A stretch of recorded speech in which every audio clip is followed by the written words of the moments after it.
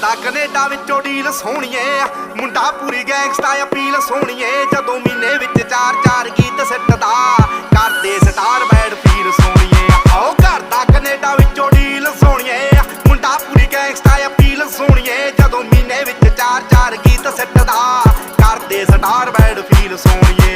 ਜੋ copy cat ਬਣੇ ਗੀਤਕਾਰ ਸਾਲੇ ਨੇ, ਪਾੜ ਸਿੱਟਣੇ ਆ ਮੂਸੇ ਵਾਲੇ